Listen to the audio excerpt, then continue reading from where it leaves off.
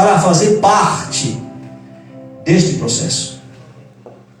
No capítulo 2 de Daniel,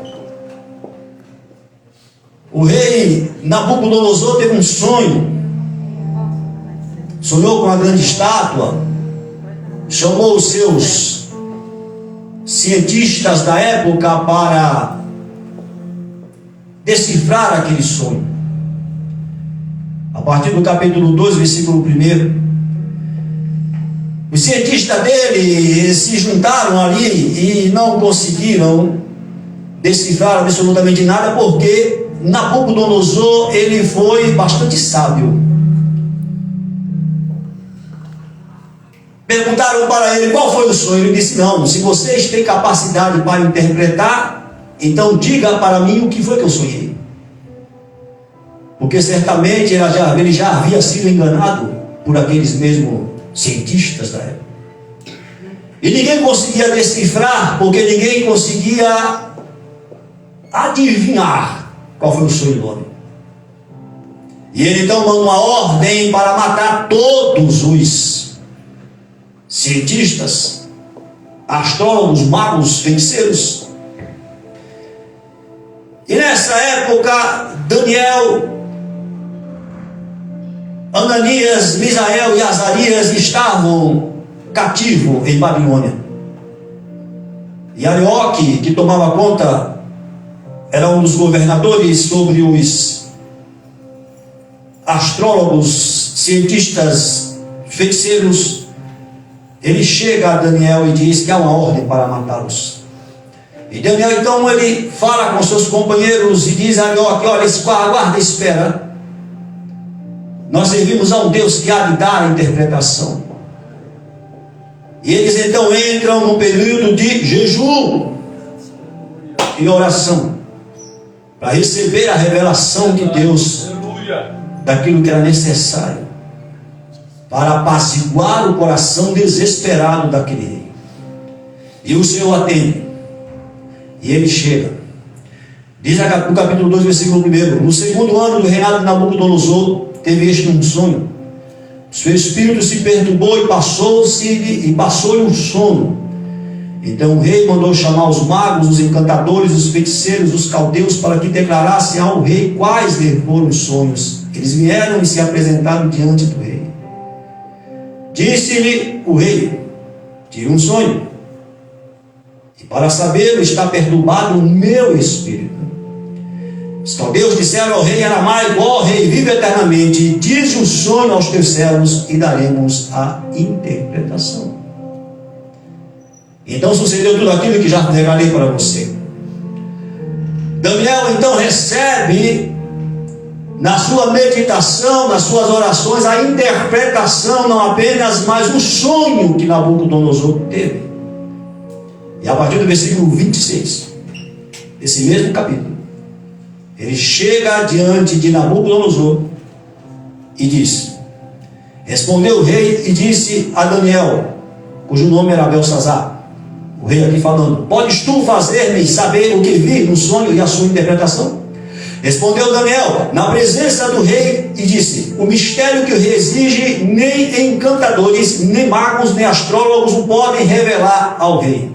Mas há um Deus no céu, o qual revela os mistérios. Presta atenção na coisa, meus queridos irmãos.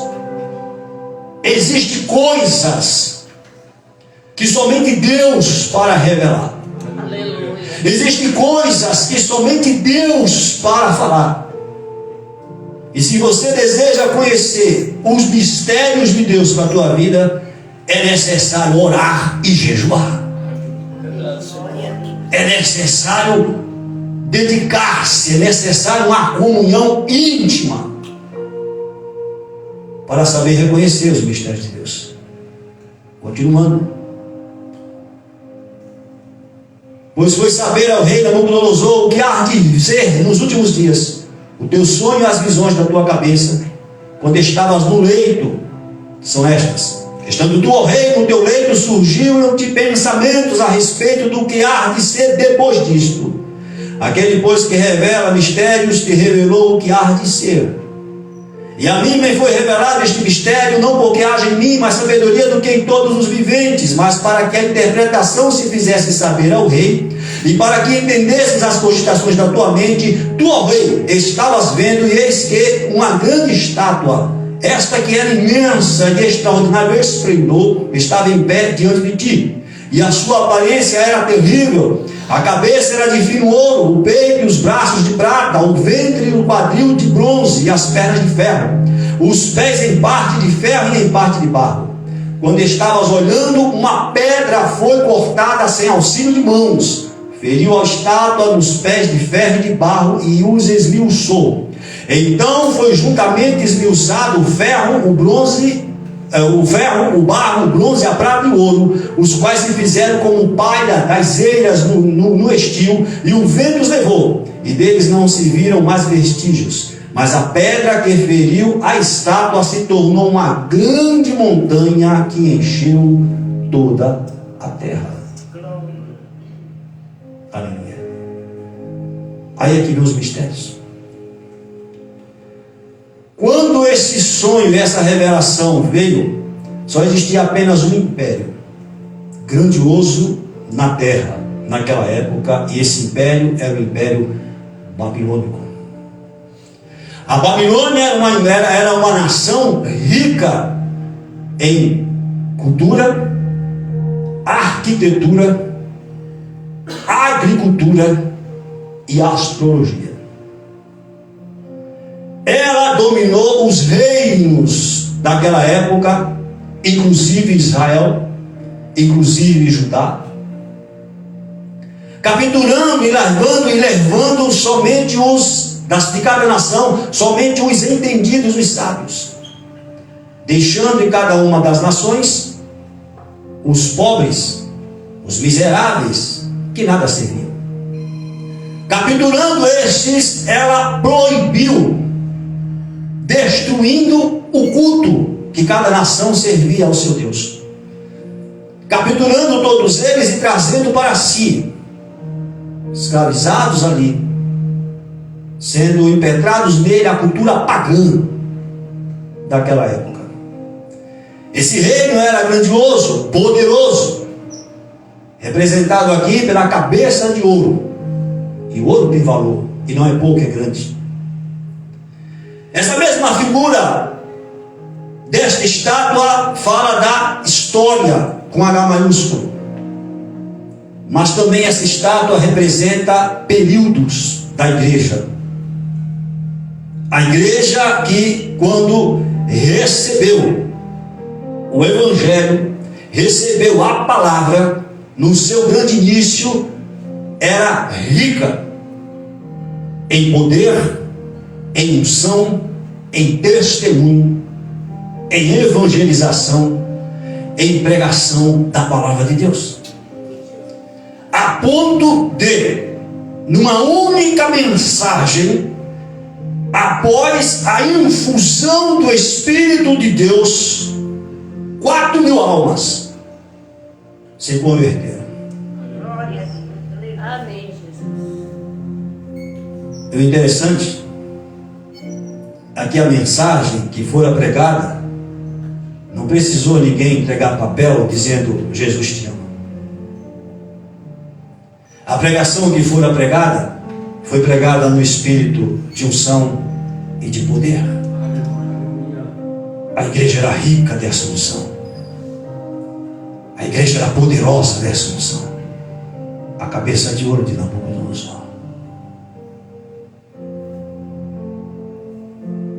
Cabeça de ouro dessa estátua, representando aqui o império babilônico, que era grande, poderoso, grandioso em suas conquistas, aonde, trazendo isso para a igreja era grande, poderosa, rica, majestosa em suas conquistas, e a maior conquista da igreja são almas. Aleluia, glória a Deus. Aleluia. Aleluia. Glória a Deus. Porém, Com o passar dos anos, aquela estátua tinha a cabeça de ouro, representando a Babilônia. O seu tronco era de prata, seus ombros e seus braços. E presta atenção em cada detalhe. Essa história com um H maiúsculo, provando que Deus está no controle de tudo. Aleluia. Os braços dessa estátua nos mostra a própria palavra e nos mostra algumas gravuras que os braços eram cruzados, representando duas nações: a nação dos persas e a nação dos medos. Viviam na mesma região em lugares opostos. Os persas viviam em uma região onde era seco, não havia produtividade. Os medos já viviam em uma outra região onde havia uma certa produtividade. Porém, separados não eram nada. Mas quando se juntaram, através do príncipe chamado Ciro, que você conhece muito bem, eles começaram a uma conquista daquela região. Começaram a crescer, conquistando regiões em busca de produtividade da terra. E assim ficaram grandes. Invadem a Babilônia. Agora, sobre o regime de Nabonido, aquele que ofereceu um banquete com os utensílios sagrados da casa de Deus, aonde houve uma visão de uma mão escrevendo na parede coisas poderosas, aonde Deus estaria arrancando e derrubando aquele reino e estaria entregando na mão dos medo-persas. Assim que foi visto aquela visão interpretada ali por Daniel, os medo-persas estavam invadindo a Babilônia, derrubando assim aquele reino representado pela cabeça de ouro daquela estátua. Começando na história a segunda fase dessa estátua, o tronco de prata e os braços de prata. Os medo-persas tomam conta. Aí vem com a outra estrutura, uma segunda fase da igreja. Os medo-persas, eles tinham uma outra cultura para escravizar o povo. Eles respeitavam a religião de cada um. Eles, respeitando a religião de cada um, abriram ali as portas para que o povo de Israel, quem assim quisesse, retornassem para Jerusalém. Aí vem a história de Neemias e a história de Esdras. Mas ali estava sendo fundada uma religião livre para adorar, porém dentro dos parâmetros dos medos dos persas. É quando o sincretismo religioso entra dentro da igreja, a igreja deixa de cuidar apenas, deixa de acreditar no evangelho da graça e da salvação, para começar a buscar coisas que o mundo oferece, trazendo para dentro dela, e assim a igreja deixa de conquistar almas para conquistar riquezas pessoais. É o que representa os medos persas. É o que representa a prata dessa estátua, dessa grande estátua.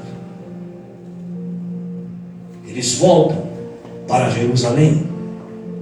Eles reconstroem o templo. Eles levantam as muralhas. Mas estavam debaixo, não mais do regime de Deus, mas debaixo de uma nação pagã. Tinha uma liberdade de adorar, mas a sua adoração não era mais verdadeira. Essa é a história com H maiúsculo, mas também é a visão espiritual dos processos que a igreja está passando. E a visão e a interpretação da estátua continua. Diz assim a palavra do Senhor. Venha comigo. Versículo de número 3. 32. A cabeça era de fino ouro, o peito e os braços de prata, o ventre e os quadris de bronze.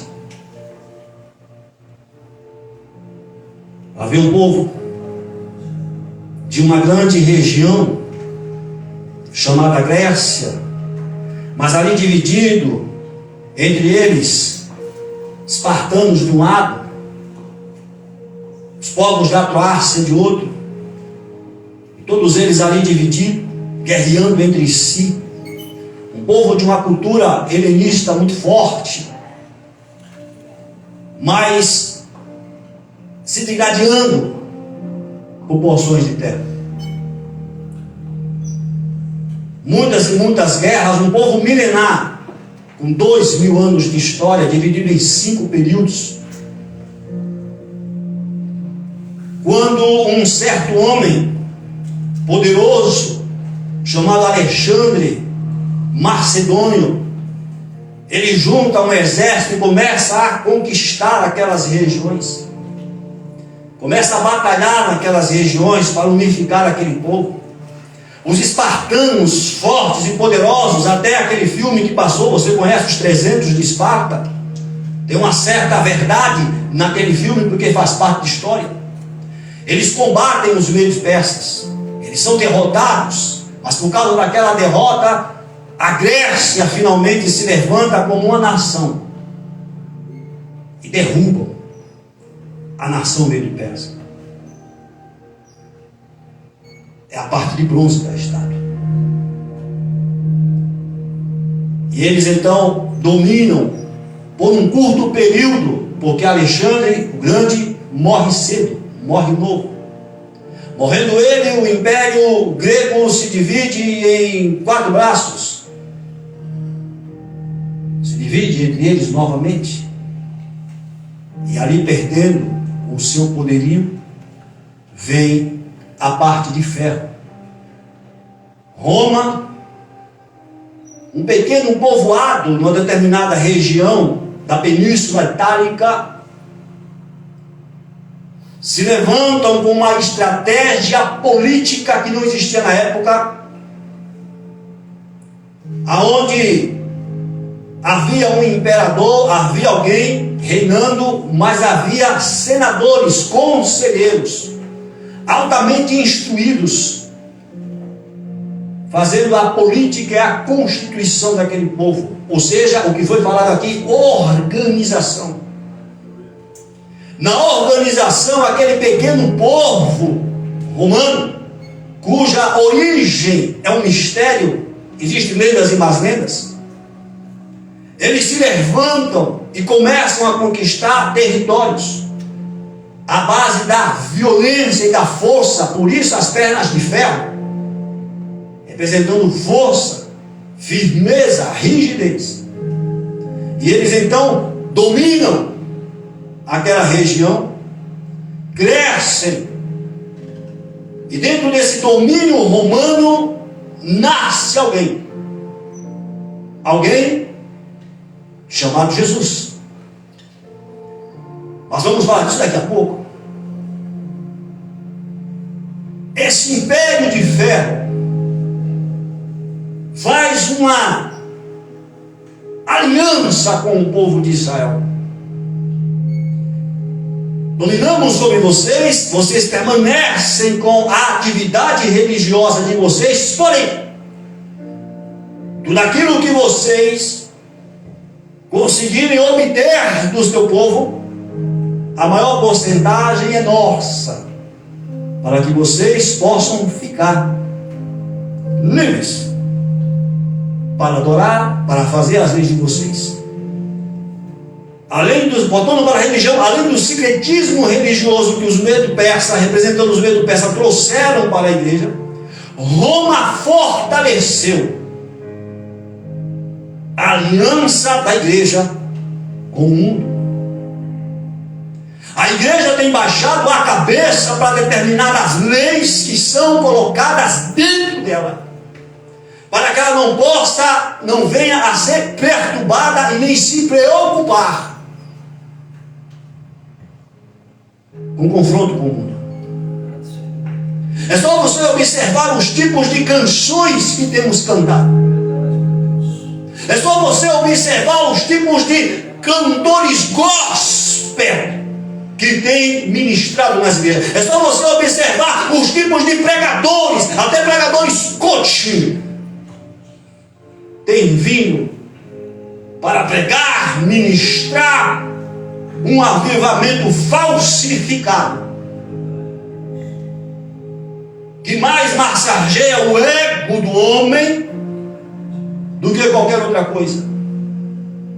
A igreja abraçou o humanismo, aonde o poder está na força do homem, não mais na força do Evangelho de Cristo. Aleluia. Amém. Isso é Roma dentro da igreja. Aleluia, Senhor. Ô, glória. Isso é o governo romano dentro da igreja. É o que temos vivido nesse tempo. Não há mais poder. Não há mais graça salvadora.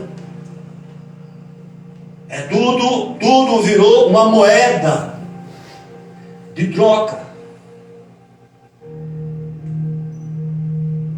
É eu apresentando a minha fé, assim como Pedro apresentou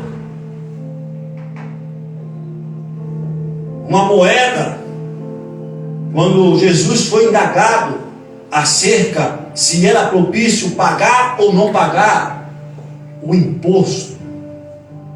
Ele então diz: me mostre a moeda. Qual é a figura que tem aí? A figura de César.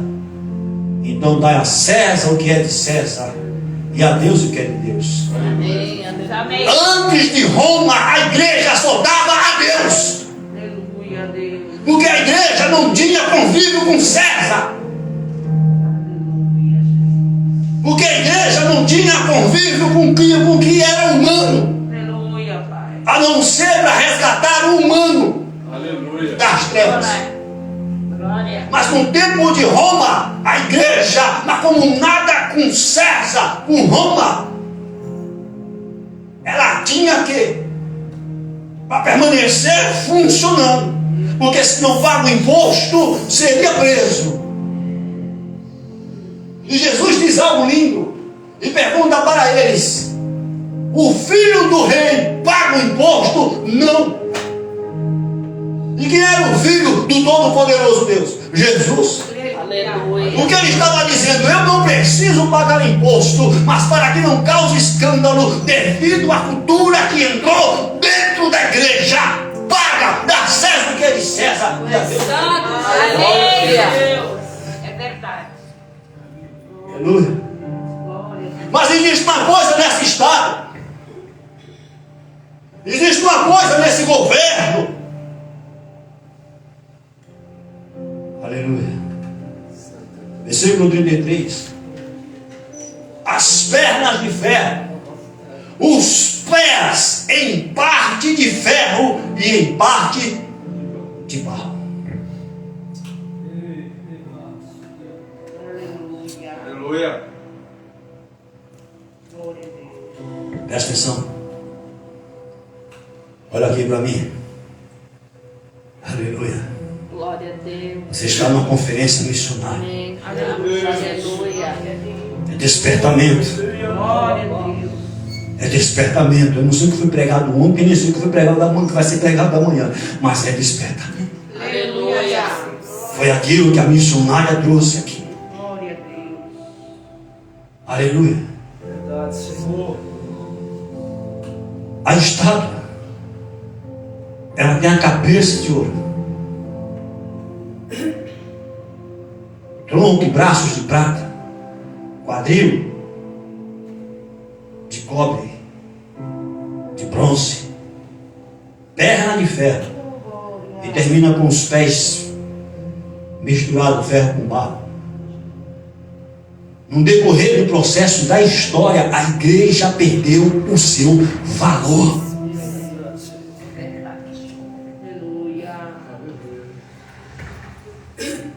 Aleluia. Perdeu o seu valor. Vou até retificar, a igreja não. A igreja é viva. Aleluia. A igreja é poderosa. Tu és santo, Jesus. A igreja invisível continua a mesma. Santo é teu nome. Aleluia.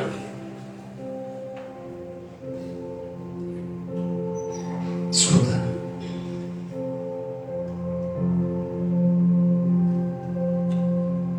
A igreja visível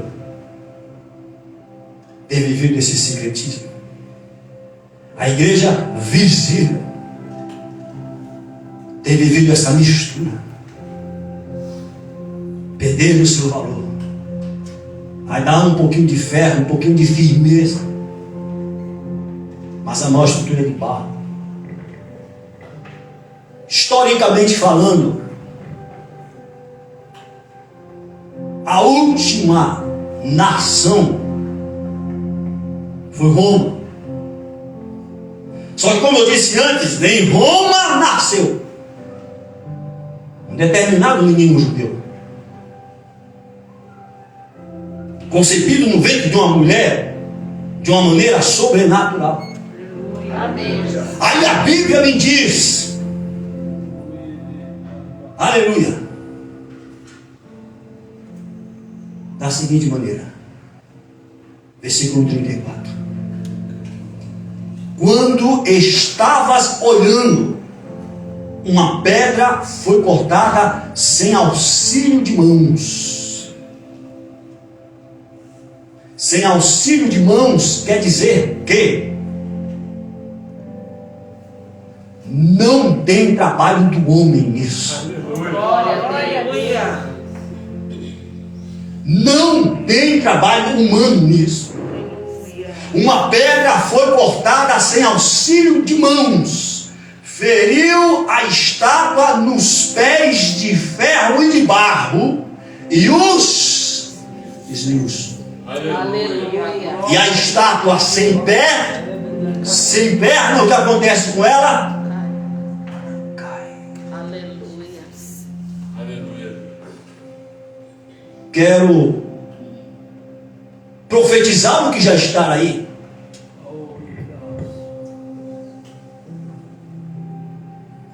A igreja do Senhor Jesus Cristo não ficará como está. Aleluia. Glória a Deus. Claro, Senhor.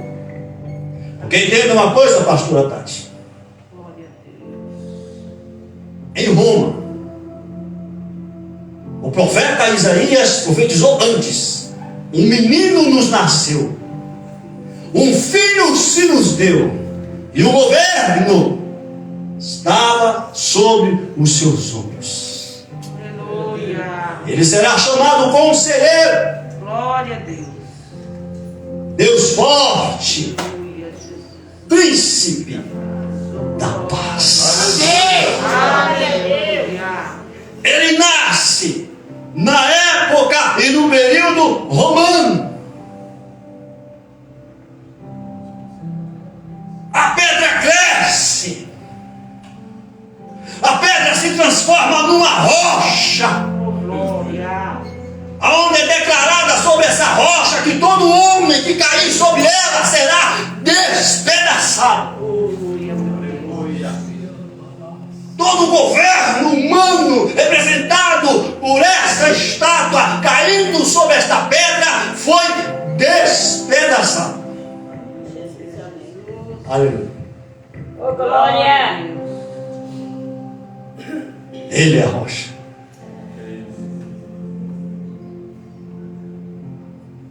Desceu, quebrou os pés da estátua e a derrubou. Fato histórico, e já estou encerrando. Fato histórico, aleluia.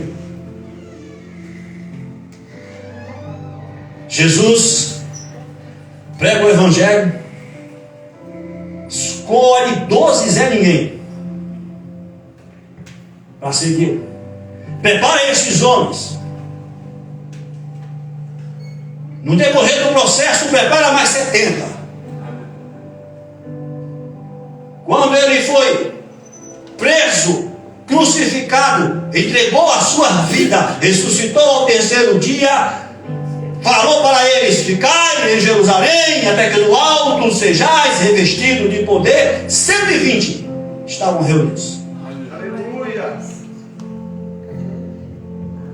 Quando ele sai, primeira pregação, 3.000 almas. Segunda pregação, 5.000 almas. E essa pedra que desceu rolando se transforma numa grande rocha, que é o próprio Cristo e seu corpo, que é a igreja real na terra. Começa a invadir o Império Romano.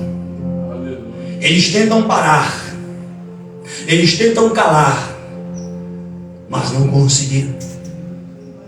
A ponto de, no ano 400 depois de Cristo, um imperador chamado Constantino promulga a religião oficial de Roma,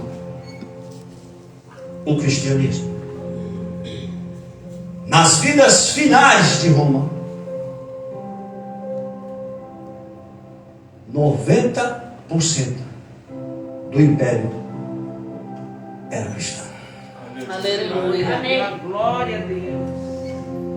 Isso é história, com H maiúsculo, Glória a Deus. provando para mim e para você que Deus tem o controle das coisas. Aleluia. Aleluia. Glória. Santo é teu nome. Amém. Glória. Para finalizar, Glória a Deus. Abacuque 2,14. Aleluia. Aleluia. Eita, glória. Santo Jesus. Pois a terra se encherá do conhecimento e da glória do Senhor, como as águas cobrem o mar. Aleluia.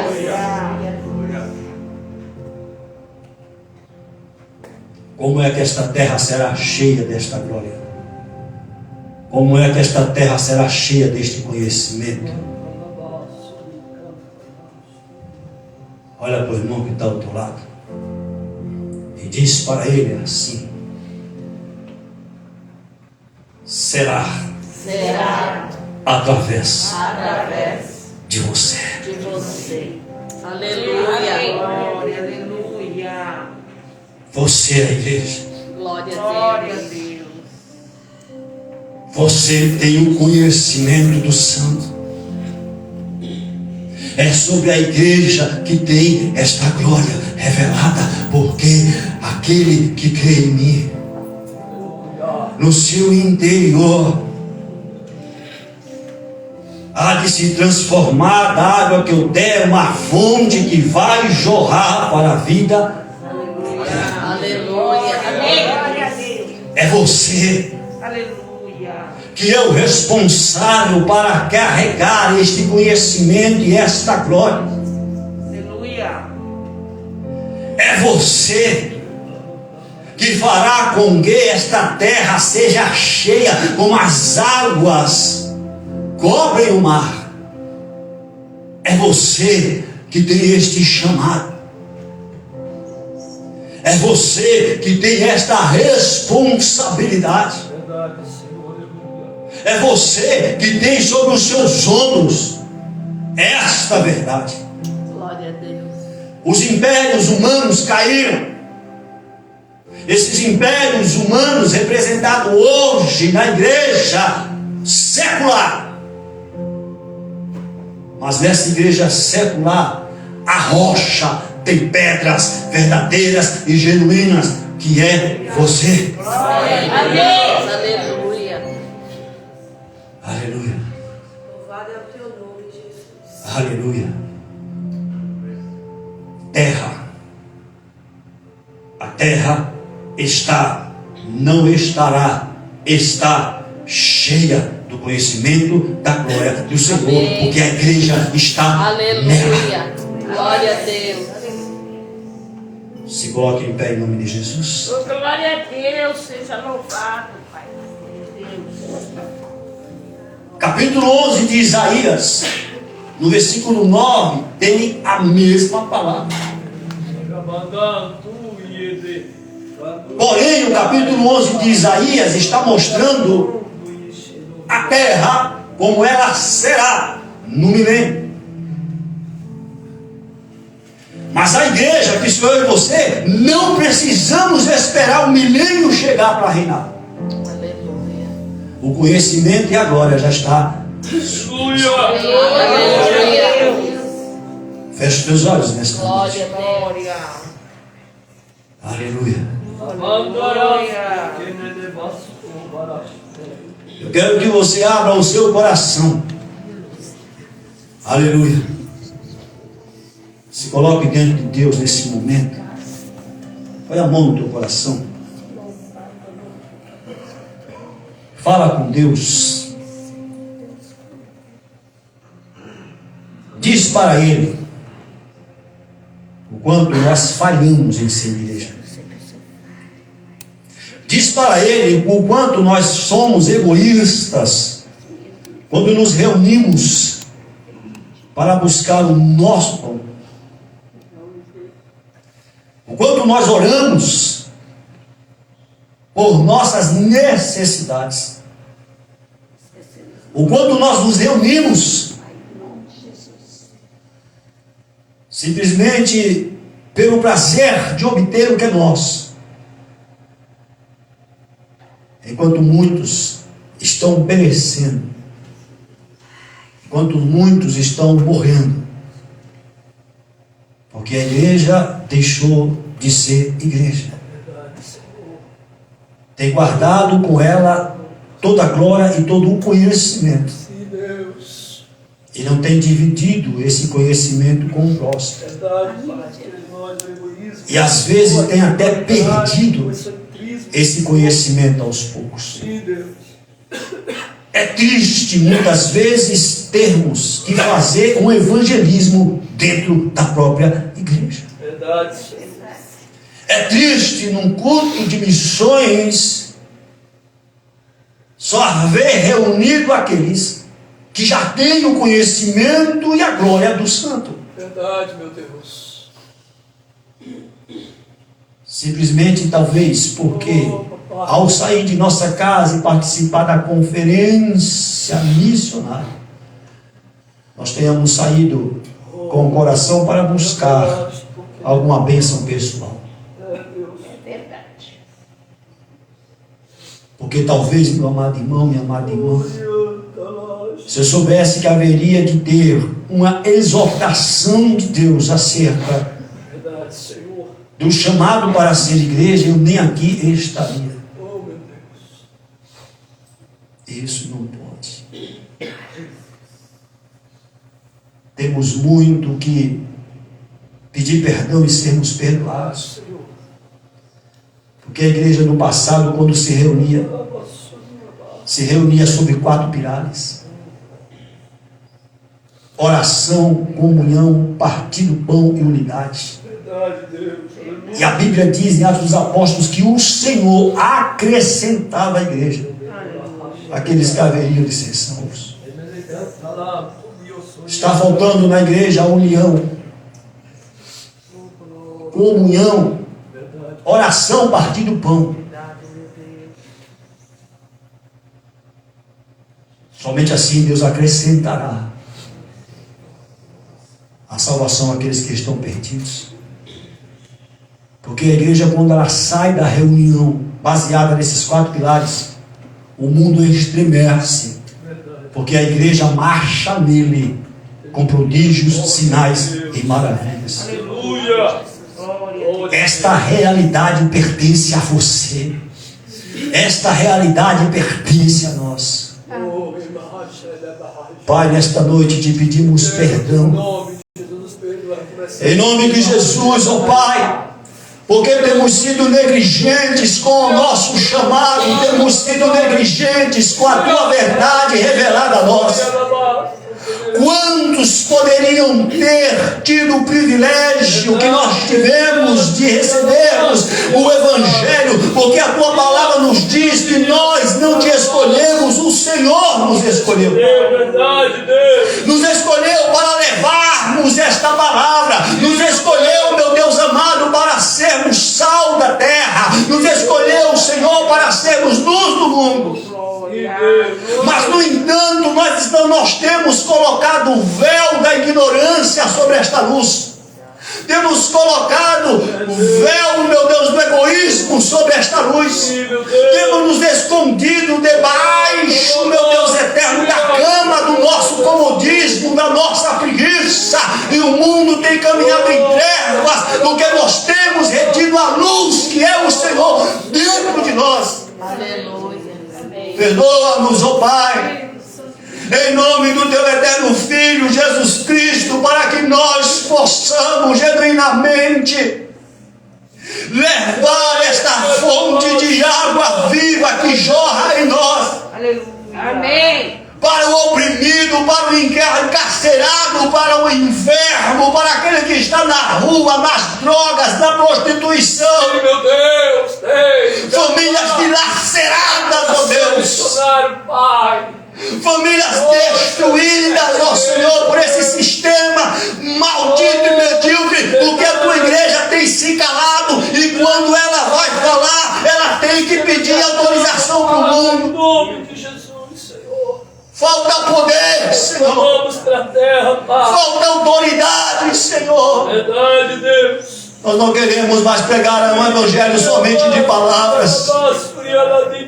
Nós desejamos pregar um evangelho de milagres, de conversões de vida, de poder, Senhor. Desperta teu povo, desperta tu que dormes. Levanta-te entre os mortos e Cristo te esclarecerá. Levanta a tua igreja, Senhor. Desperta, meu Pai, em nome de Jesus, a tua igreja. Somos o teu povo na terra. Assim, clamo nesta noite e oro em nome do teu Filho Jesus. Amém, igreja. Glória a Deus. Aleluia. Glória a Deus.